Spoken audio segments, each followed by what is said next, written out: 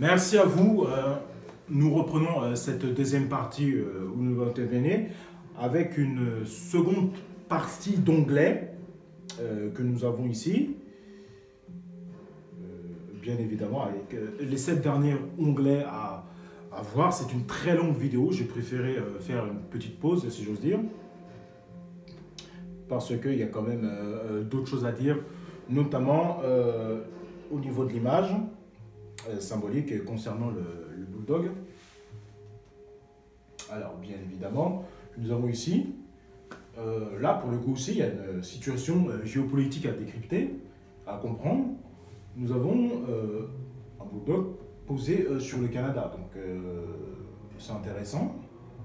Là, pour le coup, il n'y a pas grand-chose à dire, c'est une situation géopolitique par rapport au Brexit et par rapport au Canada. Donc, l'Angleterre, qui s'exporte, si j'ose dire, et qui doit réagir par rapport au Brexit, si nous avons un Brexit, un hard Brexit sans accord, qui doit, on va dire, jeter son dévolu sur le Canada, et puis aussi les conséquences du Canada. Conséquences de l'Angleterre, conséquences du Canada, et comprendre ce bulldog qui est le symbole de l'Angleterre, bien sûr, mais là, voilà, qui ressemble plus à un chien de garde, comme je disais précédemment.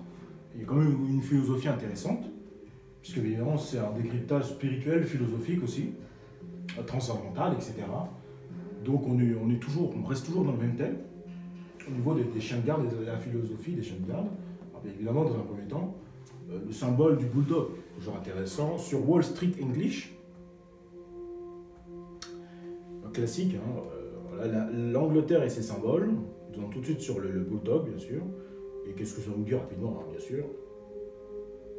Le bulldog anglais, avec son corps massif, musclé, trapu, ainsi qu'une mâchoire puissante qui évoque la force, sa ténacité, sa volonté de combattre à des animaux plus forts, que l'on rendu très populaire auprès des caricaturistes dès la fin du XVIIIe siècle, qui ont commencé à accompagner la figure du Britannia, d'un lion et d'un bulldog. Cette figure a connu un regain de popularité lorsque Winston Churchill est devenu Premier ministre de Grande-Bretagne du fait de la ressemblance entre l'homme politique et l'animal.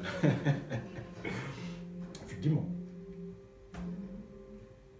Alors là, pour le coup, là nous avons justement cette philosophie des chiens de garde, parce que bien évidemment le bulldog représente l'allégorie du chien de garde politique, philosophique, au niveau sociétal. Donc c'est toujours important de comprendre. Là, on aura du mal à comprendre ce qui se passe. Voilà, on essaie de décrypter plutôt une situation d'un Brexit sans accord, parce qu'on est quand même dans le flou.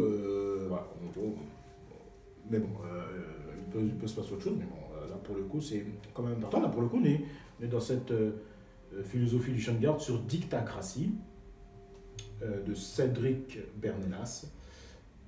Pas de substitut pour du peuple. C'est quand même intéressant comme philosophie du chien de garde.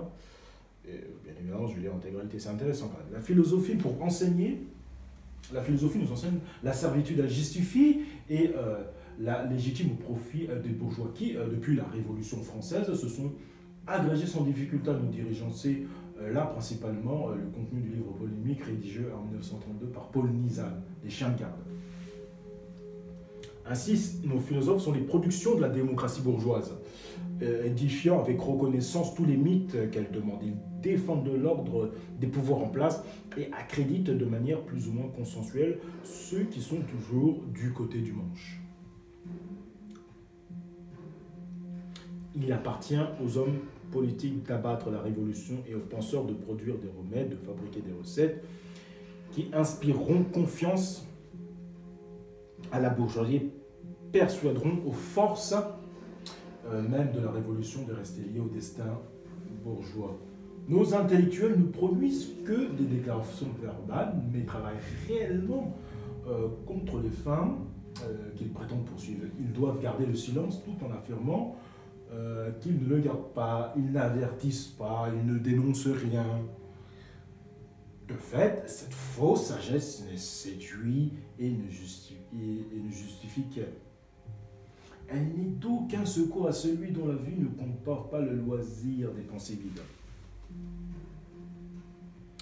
Un État requiert, pour uniquement l'exercice des forces brutales de ses juges, de ses militaires, de ses fonctionnaires et de ses policiers, il requiert encore des moyens plus subtils de domination.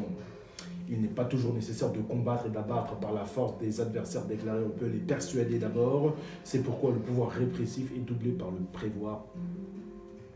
pouvoir préventif. C'est pas ce qu'on voit, c'est pas ce qu'on voit avec ce qui se passe en France. Avec les Gilets jaunes, notamment Nizan, distingue avant tout les oppresseurs et les opprimés en stigmatisant essentiellement ceux qui profitent sournoisement de l'oppression. Ainsi, nos intellectuels et les médiateurs favorisent notre soumission en faux monnayant toute colère et désir de révolte. Ils nous apprennent la fatalité. Obnubilé alors par une liberté idéale, l'homme trébuche dans la servitude réelle, telle une religion sous caution pseudo-scientifique, la sociologie, la philosophie, la psychanalyse et bien d'autres disciplines dites de sciences humaines nous invitent à accepter notre sort que mérite au regard de Dieu. La guerre ne fut plus pour le philosophe un entassement de morts répugnantes, mais la lutte du droit contre la force du mal. De la même manière, la misère disparaît devant les idées de la misère. La bourgeoisie devine que son pouvoir matériel exige le soutien d'un pouvoir d'opinion, ne subsistant en effet que par le consentement général. Elle doit inlassablement donner à ceux qu'elle domine des raisons valides d'accepter son établissement, son règne et sa durée.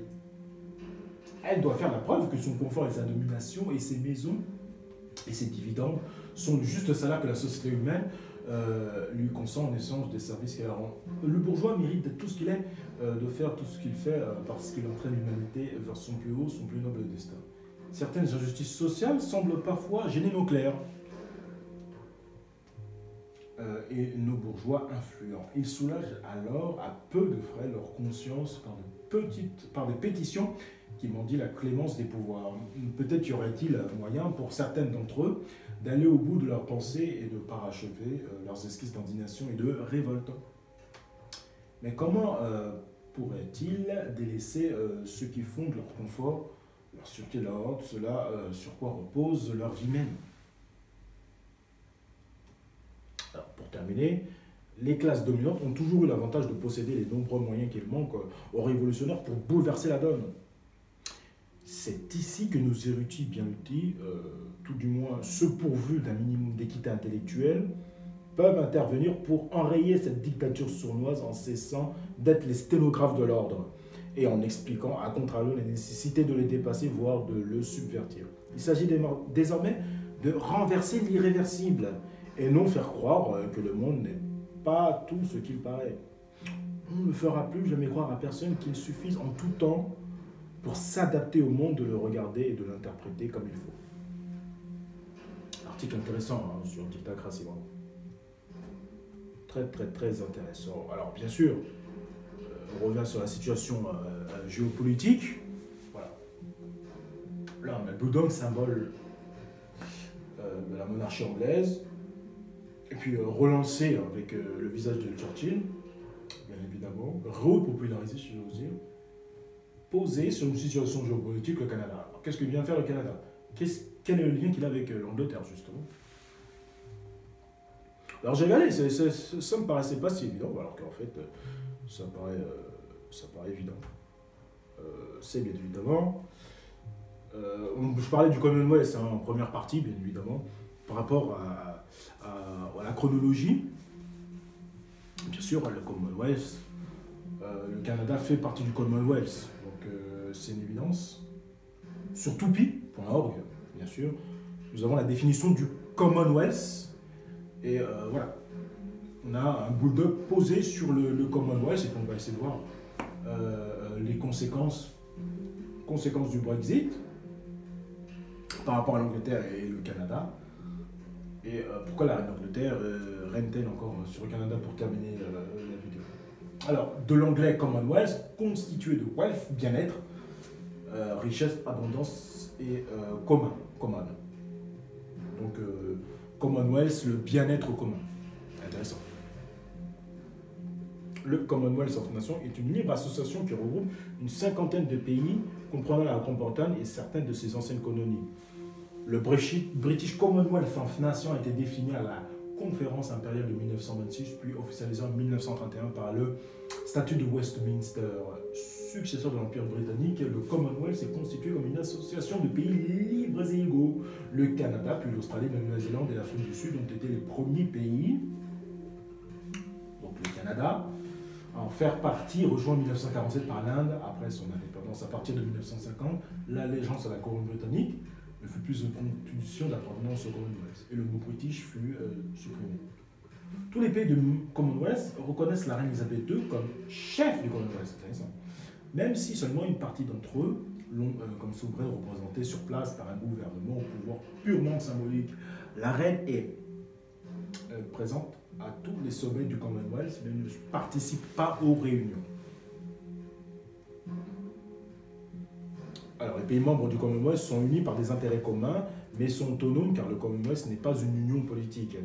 Ils ne sont liés par aucun traité et peuvent rester neutres lors d'un conflit engagé. Lors d'un conflit engage l'un ou plusieurs d'entre eux. La création du Commonwealth a permis au Royaume-Uni d'éviter une décolonisation conflictuelle et de conserver de bonnes relations avec son ancien empire colonial. Le Commonwealth dépend des valeurs communes à tous ses membres telles que l'égalité, la non-discrimination, la démocratie et la primauté du droit. Depuis 1991, donc déclaration d'Harare, il reconnaît une importance particulière aux droits de la personne, à l'éthique démocratique, à l'égalité des sexes, au développement durable et à la protection de l'environnement. Donc là, nous avons les principaux membres du Commonwealth à l'année de l'adhésion, bien évidemment, comme je disais, avec le Canada. Le Mozambique est le premier pays du Commonwealth n'ayant pas de relation historique avec le Royaume-Uni. Donc, le Canada fait bien partie du Commonwealth. Alors, c'est quand même intéressant.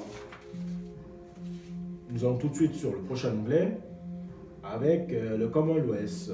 Le pivot du Commonwealth britannique n'a rien de nouveau. La Grande-Bretagne avait déjà jeté ses espoirs sur les anciennes colonies avec des conséquences surestimées à l'époque, laissant subsister des doutes. Eh oui. Donc c'est quand même important sur lowinstitute.org de comprendre le Commonwealth. En fait, voilà. On pose la question est-ce que vous voulez sortir du Brexit ou pas, mais s'il y a le Brexit qui l'emporte, le livre, eh bien, voilà, on peut se reposer sur le Commonwealth. Donc, une autre communauté économique. Donc, c'est ça qu'avait prévu, au cas où, l'Angleterre. Donc, c'est pour ça qu'on voit le bulldog sur l'Angleterre. C'est pour dire, je m'appuie plus sur le Commonwealth, sur une communauté économique, donc The Economist.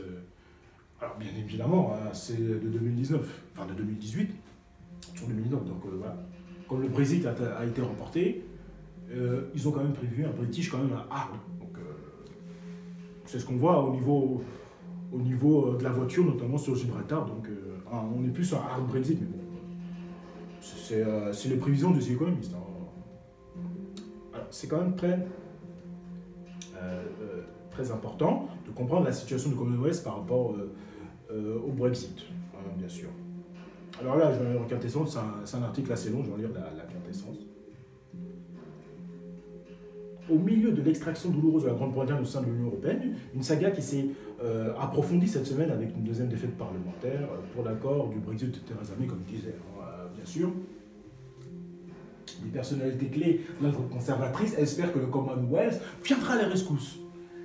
Malgré l'ampleur des échanges commerciaux entre la Grande-Bretagne et l'Union européenne, ils font valoir que les pays du Commonwealth représentent une base naturelle pour la Grande-Bretagne si un accord avec l'Union européenne devait échouer.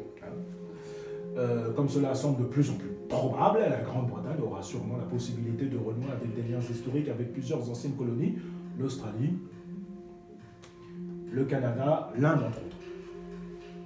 Les partisans d'un Brexiters influent, tels que Liam Fox et Boris Johnson, ancien et actuel ministre de gouvernement de May, seraient au nombre des partisans de nouvelles zones commerciales du Commonwealth. Eh oui, les sympathisants de ce mouvement bénéficieront de ce que l'on appelle l'effet Commonwealth, qui estime que les échanges commerciaux entre les membres du Commonwealth sont supérieurs de 20% et les coûts inférieurs de 19% par rapport aux relations avec des pays extérieurs au club. Ce genre de pensée est chaleureusement accueilli par certains à Canberra, donc la capitale de l'Australie. Le soutien à un redémarrage du Commonwealth est fermement implicite dans le soutien de l'ancien Premier ministre Tony Abbott à un Brexit sans accord. Donc, Brexit sans accord, Commonwealth. Intensité, recréation, vraiment, Commonwealth, un vrai Commonwealth de communauté économique.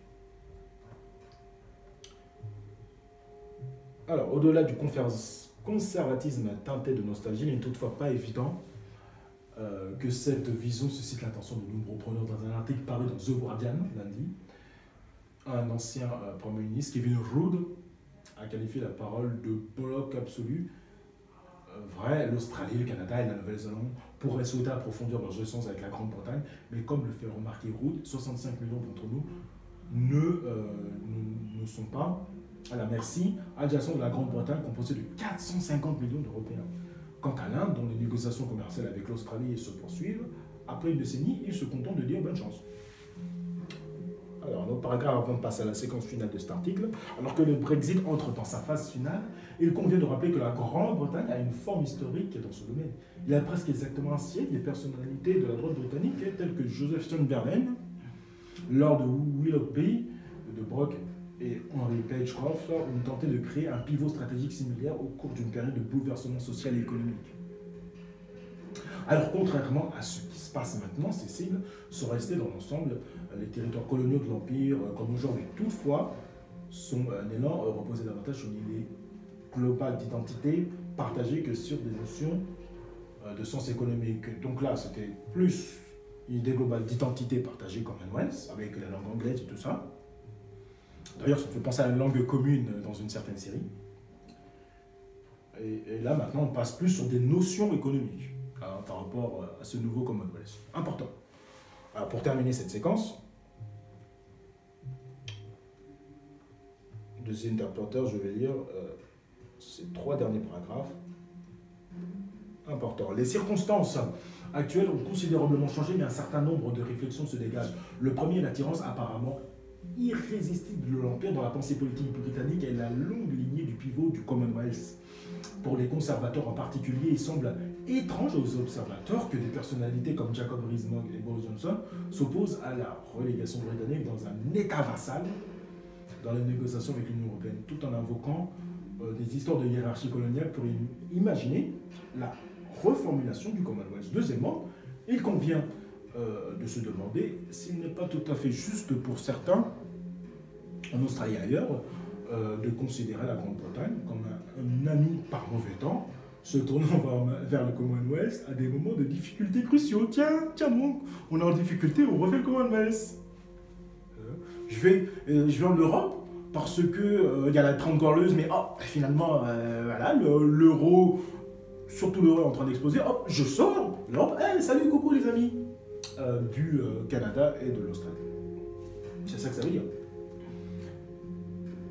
C'est vraiment à des moments de difficultés cruciaux, mais se montrant parfois plus heureux avec d'autres, comme lors de son adhésion à la communauté économique européenne en 1973, comme je disais après les fameux 30 Glorieuses. Enfin, pour terminer, il est douteux qu'il y a plus d'un siècle, un repli sur la sécurité du Commonwealth offre un répit réaliste à la Grande-Bretagne qui rompt ses liens avec l'Europe. Les nouveaux liens qu'elle forme restent à voir. Donc, comme je disais, voilà. Moi, je décris plus dans cette vidéo un Brexit hard, sans accord, et voilà. Les liens qu'elle va former avec cette Europe, la France, l'Allemagne, etc., ça reste à voir. Intéressant et important. Alors, bien évidemment, la tension du Brexit amène le Royaume-Uni à approfondir ses relations avec le Canada. Donc, dans un premier temps, la situation du Commonwealth global par rapport au Brexit, et là, c'est, pour le coup, là, le bulldog sur le Canada, géopolitiquement. Donc, on a la communauté économique du Commonwealth. Je reviens sur The Economist. Donc là, on a déjà la symbolique des chiens de garde, la philosophie des chiens de garde que j'ai développée. On a l'État-nation Angleterre sur le Canada. On a l'ensemble du Commonwealth. L'ensemble, c'est le Commonwealth, tout ça. Et c'est ce que j'ai développé tout de suite, le Commonwealth, par rapport au Brexit. Et là, je décris plutôt, les deux onglets là-dessus, c'est plutôt l'Angleterre. Et pourquoi il va au Canada, précisément. et l'impact du Canada sur le Brexit. Ce sont les deux prochains onglets. Et la dernière, pourquoi la monarchie anglaise est toujours sur le Canada. C'est pas si... C'est un peu subtil quand même, mine de rien. Voilà, c'est pas si évident comme je trouve. Hein. C'est vrai que là, on a l'impression que ça peut être facile, mais j'ai pas trouvé ça assez évident au niveau du décryptage. C'est pas si évident que ça. Quoi. C'est pas donné, quoi, on va dire. C'est vrai que ce numéro spécial de Royaume 2019, c'était pas donné. Hein. C'était pas donné, c'est extrêmement... C'est pointu, c'est subtil, quoi, on va dire. C'est plus subtil dans la subtilité qu'autre chose. Mais il y a quand même, voilà, une situation géopositionnelle, donc on peut s'en sortir quand même. La tension du Brexit amène le Royaume-Uni à approfondir ses relations avec le Canada, comme je disais, sur cbc.ca. Voilà, pour le Brexit, malheureusement en France, on n'est pas informé. Hein, on doit aller sur des sites, c'est très long à faire, hein, à travailler. On doit aller sur des liens d'autres pays. Et, bien sûr, heureusement qu'il y a Google, le moteur de recherche Google qui synthétise, et c'est quand même pas facile. Hein. Les détails du divorce ne sont toujours pas résolus avant le sommet des dirigeants. Ça, c'était le 6 octobre 2018, mais voilà, au moins on a l'information. La première ministre Theresa May est confrontée à des questions difficiles concernant le Brexit, alors que des échéances approchent pour faire aboutir la transaction. Alors que le Royaume-Uni s'emploie à finaliser sa session avec l'Union européenne, il est sur le point d'intensifier ses efforts pour étendre son empreinte sur le Canada. Alors là, pour le coup, alors là, attends, je relis la phrase. Alors que le Royaume-Uni s'emploie à finaliser sa session avec l'Union européenne, il est sur le point d'intensifier ses efforts pour étendre son empreinte au Canada. Là, au niveau du décryptage, on ne peut pas faire mieux. Là, pour le coup, cbc.canada.ca parle d'empreinte, avec le bulldog. Là, je veux dire, c'est implacable. Le Brexit se heurte à un autre obstacle. L'Union européenne et le Royaume-Uni tentent de déterminer exactement à quoi ressembleront leurs relations futures. Les deux parties tentent de définir les grandes lignes d'une relation post-Brexit, à temps pour le sommet des dirigeants prévu du 17 au 18 octobre afin de rester sur la bonne voie pour la date du départ du 29 mars 2019, exactement 2 ans après le Premier ministre. La ministre Theresa May a déclenché le processus de départ. Oui, elle demande des reports, mais là, elle demande des reports à chaque fois. Bon, voilà, il y aura peut-être des reports aussi. On verra comment ça va se passer. Suzanne Jeanne Dalleguéchec, haut commissaire du Royaume-Uni au Canada, a déclaré que le moment était venu de se concentrer sur le Canada en raison d'obstacles tels que la conclusion d'un nouvel accord, justement commercial, et de nouvelles dispositions pour l'Irlande. Et oui, cette semaine, elle a confié à The House de CBC Radio que son travail ici n'a jamais été aussi important. Elle a déclaré que le Royaume-Uni avait pris des pays comme le Canada pour acquis dans le passé. Maintenant, Londres travaille à échanger, à élargir le pont avec le Canada en nommant de nouveaux diplomates et en recherchant de nouveaux investissements, a déclaré Dalleguéchec.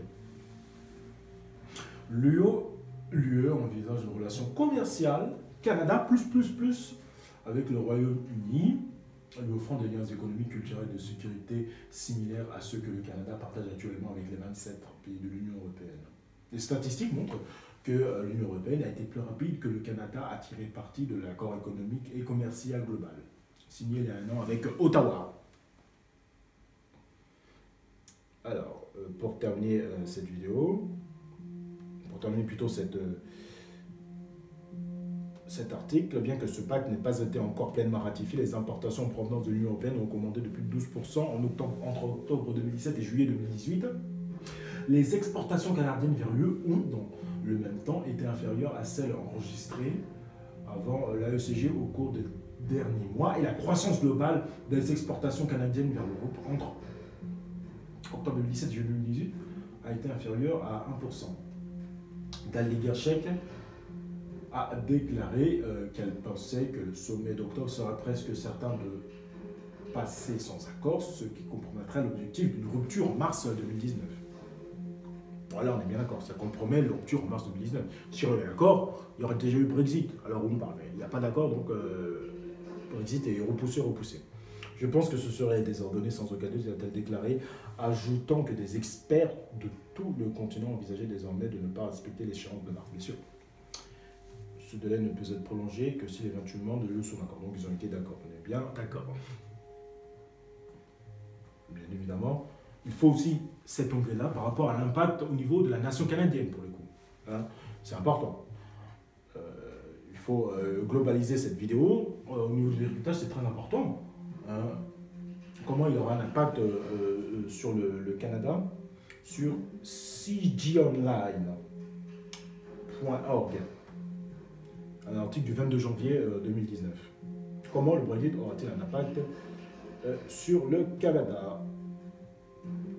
Le 15 janvier 2019, le Premier ministre britannique Theresa May, après avoir négocié un accord de retrait avec l'Union européenne, qui reconnaîtrait le départ du Royaume-Uni de l'Union européenne, mais donnerait également aux deux parties un délai de 19 mois pour se mettre d'accord sur un accord. Relations économiques à long terme a ensuite échoué à obtenir une majorité pour la transaction au Parlement. Pour un vote à 432 202, l'accord de retrait fut rejeté lors de l'une des plus grandes défaites du gouvernement britannique depuis des années. Le chef de l'opposition, Jeremy Corbyn, a immédiatement déposé une motion de censure qui a survécu de peu, car les partisans du gouvernement conservateur ont entouré les chariots et voté pour la défense de leur gouvernement. Une semaine plus tard, seules deux choses semblent sûres. Le Royaume-Uni pourrait quitter l'Union européenne sur un accord le 29 mars, ce qui n'est pas le cas, et son départ aura un impact significatif dans le monde entier, y compris au Canada. On est bien d'accord, on en a parlé. Alors, bien sûr, nous avons un Brexit plan B, le Royaume-Uni divisé, des obstacles législatifs, et bien évidemment, comme je disais, ce qui m'intéresse, c'est l'impact du Brexit sur le Canada, bien évidemment. Malheureusement, ceux qui se trouvent au-delà des frontières britanniques ressentiront également l'impact du Brexit le 29 mars.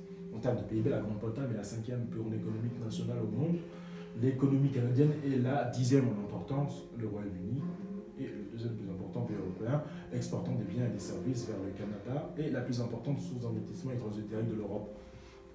En Europe, le Royaume-Uni est la principale destination d'exportation de biens et des services canadiens et la principale destination d'investissement direct canadien. En bref, le Canada doit maintenir ses relations commerciales avec le Royaume-Uni. Cela nécessite plus que la simple résolution des problèmes relevant de la loi d'Organisation mondiale du commerce. Les engagements du Royaume-Uni en matière de biens, y compris les tarifs et services agricoles, n'ont pas été finalement conclus. Les relations déjà établies dans le cadre de l'accord économique et commercial global, récemment adoptées, doivent également être maintenues. En quittant l'Union européenne, le Royaume-Uni perdrait ses avantages au titre de l'AECG, à moins que le Canada n'exige de la charte, avec l'intention déclarée au Premier ministre Justin Trudeau de maintenir transition solaire de l'Union européenne à un accord commercial entre le Canada et le Royaume-Uni. Pour ce faire, un accord international assorti de mesures législatives est nécessaire. Compte tenu du temps limité disponible et de l'incertitude entourant le statut du Royaume-Uni, après le 29 mars, une transition solaire ne sera pas un mince exploit. Les responsables canadiens ont sûrement travaillé d'arrache-pied sur les conditions générales du commerce bilatéral ainsi que sur des questions particulières telles que les services de transport aérien et le commerce de matières nucléaires. Mais le temps est désespérément court et il reste encore beaucoup à faire. Oui, le temps est court et il y a quand même beaucoup de choses à faire. C'est quand même un rêve. Pour terminer cet article, les négociations sur le Brexit ont été chaotiques. Depuis la proposition d'un référendum, les débats ont créé une incroyable incertitude économique et politique pour la Grande-Bretagne, l'Union européenne et le reste du monde. Au Canada, le Brexit pourrait ouvrir la porte à davantage que les problèmes économiques évoqués. Si le Royaume-Uni, pays sur lequel repose la Constitution et le système parlementaire du Canada, ne peut pas gérer son système politique, qu'est-ce que cela implique pour la démocratie parlementaire canadienne? Donc voilà pour l'impact du Brexit au Canada. Alors bien sûr, on a tous voté en 2005 concernant la Constitution de l'Union européenne. La France a dit non et ils nous ont imposé oui. Là, pour le coup, là on voit bien ce qui se passe. Quand ça ne va pas en sens des politiciens qui avaient prévu un brimei, c'est-à-dire on reste à l'Union, voilà. Là on est dans le catastrophisme parce que les politiciens n'avaient pas prévu que le peuple allait voter Brexit. Donc voilà, c'est la panique et ils ne sont pas organisés. Je te laisse signaler que l'UPR, le parti du Frexit, est préparé pour cela, il est fait pour ça bien sûr, et il n'y aura pas eu ce genre d'imbroglio, puisque Theresa May est contre le Brexit. Donc voilà, c'est pour ça que tout est ralenti, tout n'est pas préparé. Voilà. Alors que l'UPR, le parti du Frexit, est vraiment un parti fait pour ça. C'est très important à comprendre en France, en tout cas. Il n'y aura pas ce genre de problème. Parce que voilà, c'est bien mis en place, et, les gens ont peur. Et ce qu'on veut montrer là, voilà, on ne sait pas ce qui va arriver, bien sûr, mais il faut vraiment faire attention. Voilà. Parce que peut-être que montrer que voilà, le Brexit, il se passe telle ou telle séquence, il faut faire attention aux images qu'on a, aux situations qu'on va avoir. Donc, pour l'instant, moi, je reste prudent, je ne dis pas grand-chose, on verra ce qui va se passer. Mais je reviendrai vers vous, évidemment, s'il y a d'autres développements. Pour terminer cette vidéo, et cette deuxième partie, de ce décryptage, qui est la géopolitique globale de ce The Economist en 2019. Alors pourquoi la reine d'Angleterre est-elle encore sur le Canada, sur Express Live, Express Business. C'est très très très important cette dernière séquence. Pour terminer cette vidéo, le prince héritier d'Angleterre, Charles de Gaulle, est actuellement en visite au Canada.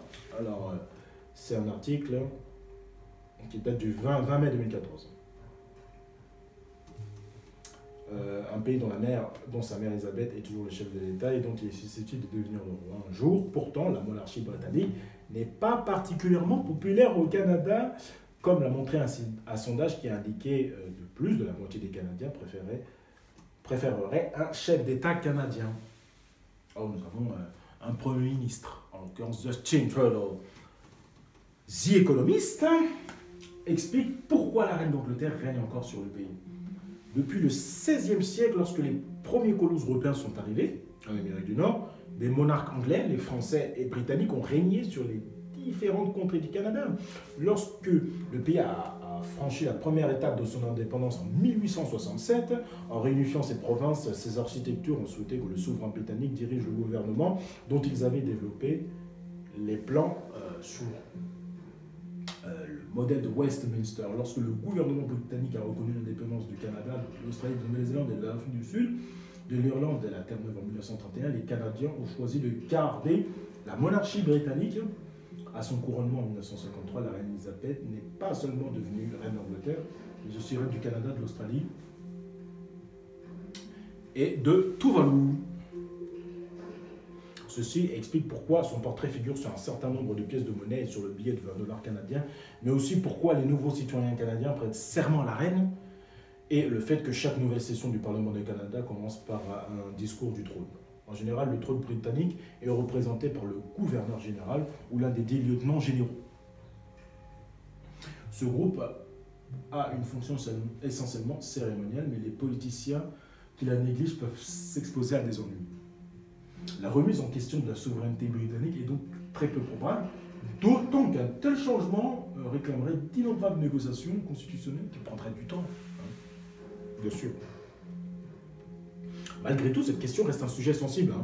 L'administration actuelle a manifesté sa proximité avec la royauté britannique en prenant ses distances avec le gouvernement libéral qui a remplacé l'ancien drapeau canadien qui comportait un Union Jack dans un de ses coins par le drapeau actuel avec la feuille d'érable rouge sur fond blanc. Le Premier ministre Stephen Harper a ainsi demandé que l'on remette le mot royal dans les noms de la Royal Canadian Navy et la Royal Canadian Air Force. En outre, John Baird, le ministre des Affaires étrangères, a suscité la polémique lorsqu'il a remplacé un tableau mural d'un peintre québécois, Alfred Pelham, qui figurait dans son cabinet depuis une vingtaine d'années, par un portrait de la reine d'Angleterre. Alors, pour terminer cette vidéo, la fête de l'anniversaire de la reine Victoria le 19 mai est donc célébrée au Canada, donc c'est bientôt, où elle fait l'objet d'un jour férié. Si quelques Canadiens célèbrent encore la journée avec un sentiment royaliste, la plupart n'y voient plus qu'une occasion de profiter d'un jour de congé et d'y fêter le début de l'été. Donc voilà pour cette vidéo très géopolitique, avec un décryptage assez subtil, mais voilà, on a quand même des situations géopolitiques. Voilà, ça nous a quand même bien aidé. Mais c'était plus le volume. Hein, le volume géopolitique est construit et long. C'est pour ça que cette vidéo, j'ai fait en deux parties. J'ai souhaité la faire en deux parties. Parce que la situation géopolitique est très longue. Donc là, maintenant, vous avez toutes les clés. Vous savez tout ce qui va se passer concernant le hard Brexit. Concernant un Brexit sans accord. Vous savez absolument tout. J'espère que cette vidéo, vous allez la partager au plus grand nombre. Parce que c'est important, hein, on n'est pas informé ici, on n'est pas informé dans les médias mainstream. Hein, voilà, si vous regardez les médias mainstream, vous ne saurez pas tout ce que je viens de vous dire, vous ne saurez pas ça, bien sûr. C'est très important de partager cette vidéo, de mettre des pouces levés. Et mettre les pouces levés, c'est ce qui garantit mon référencement, c'est ce qui garantit ma montée sur la plateforme YouTube, qui est une plateforme complexe, bien sûr. Et bien évidemment, je vous remercie hein, d'avoir joué le jeu, de vous abonner jusqu'à la barre symbolique des 1000, merci à vous, hein, bien sûr. Continuez ainsi. Si vous n'êtes toujours pas abonné, n'hésitez pas à le faire, parce que c'est toujours important pour la crédibilité de ma chaîne, hein, justement, comme je le disais. Puis vos commentaires sont intéressants, parce qu'elles font progresser la chaîne, elles me font refaire des autres vidéos, elles me font faire des vidéos supplémentaires, donc tant mieux. C'est intéressant pour le collectif, je suis là pour le collectif, n'hésitez pas apporter des informations complémentaires concernant le Brexit. Je suis preneur, on est tous preneurs, hein, bien sûr. N'hésitez pas à ajouter, c'est très important. Merci à vous de m'avoir suivi sur ces deux vidéos. Bien sûr, alors la prochaine partie du décryptage final, la troisième partie bien évidemment, je vais essayer de parler peut-être de la Chine ou de Poutine Pipeline. Voilà, il reste ces 4 images-là à décrypter. La cinquième aussi, la cigogne. Il y a quand même beaucoup de choses encore à décrypter, avec une géopolitique. On va voir les développements, comment ça va se dérouler. Pour ma part, je vous remercie. Ma prochaine vidéo, ce sera sur la 5G. Attention, danger. Donc c'est important. C'est une vidéo informatique très importante. Voilà. Il y a aussi d'autres youtubeurs qui parlent de ça. Donc n'hésitez pas à mettre des pouces levés, à vous abonner, bien sûr. Merci à vous et à la prochaine. Merci.